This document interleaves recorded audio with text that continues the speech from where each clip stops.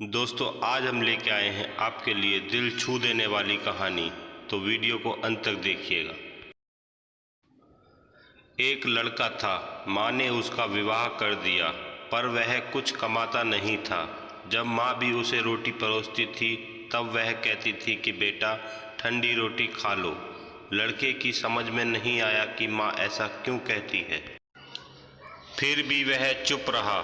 एक दिन माँ किसी काम से बाहर गई तो जाते समय अपनी बहू को कह गई कि जब लड़का आए तो उसको रोटी परोस देना और रोटी परोस कर कह देना कि ठंडी रोटी खा लो। उसने अपने पति से वैसा ही कह दिया तो वह चिढ़ गया कि माँ तो कहती ही है, और वह भी कहना सीख गई। वह अपनी पत्नी से बोला कि बता रोटी ठंडी कैसे हुई?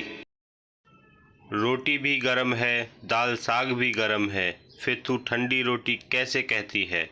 वह बोली कि ये तो आपकी माँ जाने, आपकी माँ ने मुझसे ऐसा कहने को कहा था, इसलिए मैंने कह दिया।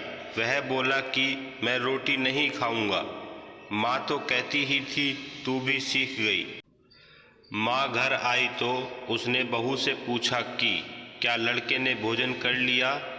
वह बोली कि उन्होंने तो भोजन किया ही नहीं, उल्टा नाराज हो गए।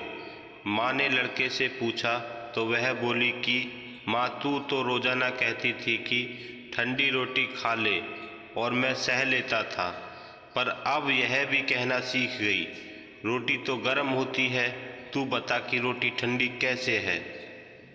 माँ ने अपने बेटे से पूछा कि ठंडी रोटी किसको कहते हैं?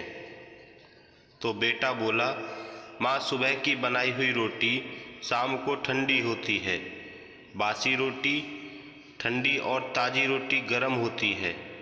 माँ ने कहा, बेटा अब तू विचार करके देख, तेरे बाप की जो कमाई है वह ठंडी और बासी रोटी है, गरम ताज़ी रोटी तो तब होगी जब तू खुद कमा कर लाएगा।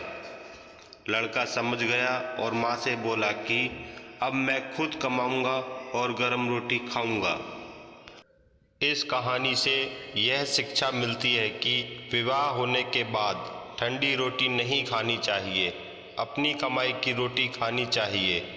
इसलिए विवाह तभी करना चाहिए जब स्त्री का और बच्चों का पालन पोषण करने की ताकत हो। यह ताकत ना हो तो विवाह नहीं करना चाहिए। तो दोस्तों, कैसी लगी आपको हमारी ये कहानी और क्या शिक्षा मिली आपको इससे? प्लीज़ कमेंट बॉक्स में बताइए और चैनल को सब्सक्राइब कीजिए। Thank you. जय हिंद। तो मिलते हैं अगली कहानी में।